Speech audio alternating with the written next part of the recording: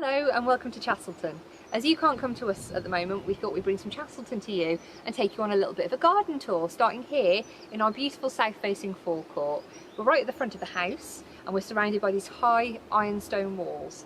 The stone was taken from the quarry right at the top of the hill, so it's really local, and it's got a really high iron content, which is why you get that lovely warm Cotswold stone colour. This is where visitors would arrive and be greeted by the magnificent facade of the house, so originally there wasn't much of a garden in here. As fashions changed, this became much more gardened, and over its lifetime has looked very different. These days it has borders down either side filled with herbaceous plants and walls covered in flowering roses, which beautifully frames our lovely Jacobean house.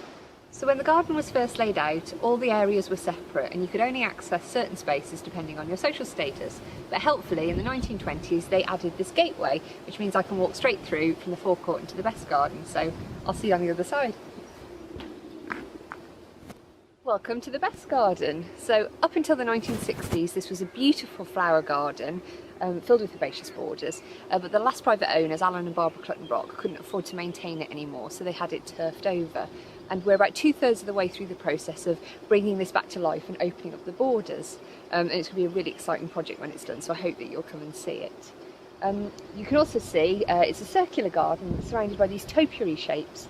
Now, once upon a time, these were really clear, fantastical shapes. There's a ship, a cow, a horse, a snail, a teapot, all sorts in here.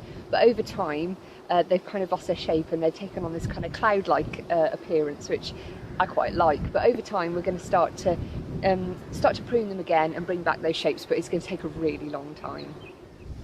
Also in the best garden, we have a black mulberry tree, which looks a little odd because it fell over in 2000, but it's still really healthy and produces lots of fruit. And it's actually much easier for short people like me to pick now that it's close to the ground. So next stop, we're going to head into the kitchen garden. This is the kitchen garden, and originally it would have been much further away in the estate, but in the 19th century, when gardening became more fashionable, they moved it closer, they walled in this area and turned a field into a kitchen garden. So the idea is that this broad walk runs down the middle, and if you're up in the best garden and look down, it would look like another ornamental flower garden, but actually there are some vegetable plots behind me. In this area we also grow cut flowers to use in the house, and we have a lovely letter in the house, in the collection, from a house guest in the 1980s who describes how beautiful the flowers were in the house, and we use those to decide what we grow so that we're keeping it really Chasselton here. The walls are also lined with apricots, plums, green gages and peaches, and we have lots of little blue tits nesting away in the nooks and crannies, and they helpfully eat the aphids for us. Hidden at the bottom of the garden is our wilderness wall. Around the turn of the 20th century there was a craze for wilderness planting in people's gardens. The idea of a wilderness is it's a semi-woodland area with enhanced naturalistic planting, and that's what we've got right at the bottom. The idea, or the man behind the idea, was William Robinson, who wrote a book called The Wild Garden, and we actually hold a copy of that book in the library here at Chasselton. It's got beautiful plates showing all the different styles of planting you can do. Quite a few of the trees in this area are ash, and like with most places we are experiencing ash dieback. We're carefully managing these trees in decline while planting new trees and encouraging the other trees that are here. As the canopy opens up, bulbs and plants are emerging that we didn't know were there, plants that are described in William Robinson's book as being ideal planting for your wilderness. It's a really exciting process and one that we're letting happen naturally.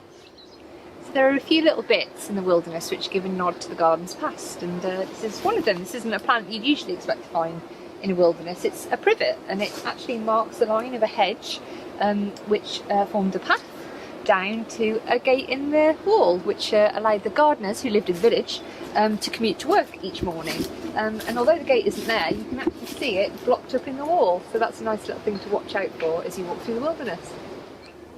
So these are the croquet lawns at Chasselton, and Chasselton plays a really important part in the history of croquet because it was here that the rules were first written down or codified by Walter Whitmore Jones in 1866, and Walter lived here. So when the house was first built, they were actually designed for bowls, and then after that they were turned over to croquet, and then after that tennis. But eventually the family couldn't afford the upkeep of the fine lawns anymore, and so they turned it into a cherry orchard, which is far more productive. When the National Trust came along in the 1990s, they felt that the croquet connection was far too important to be ignored, and so they felled a few remaining trees and put it back to croquet. But at certain times of the year you can still see the little fairy rings in the grass, which were a bit of a ghost of the garden's past. So when all of this lockdown is over, we really hope that our visitors will come back and we'll get the croquet mallets back out and you can all enjoy and experience this amazing game. This is the final stop on our garden tour. This is the west side of the house and it holds all the working parts of the garden. This is where our greenhouse is and cold frames, where we produce all the vegetables and other plants that we need for the garden from seed. It is also home to the brew house garden, which is where clothes were hung out to dry and where the chickens scratched around. You can see all the doors that took the servants from the kitchen in the house to the stables in the brew house, and in the corner you can see the old water tank completely overgrown with ivy. So this cobble path was rediscovered in 2011 and it would have been used by the servants from Chasselton to head down into the village, where we know there was a bakehouse, nut orchards, fish ponds and also a vineyard. So they would have been using it regularly for their commute, and they are not the only people who use it for their commute, because you'll notice that we have this quirky little gate at the bottom with this peculiar arch. Now we call this the badger gate, but actually we know that it's used by all sorts of animals for their commute, everything from hedgehogs to muntjacs. They still work their way up here, including our 3 resident cats.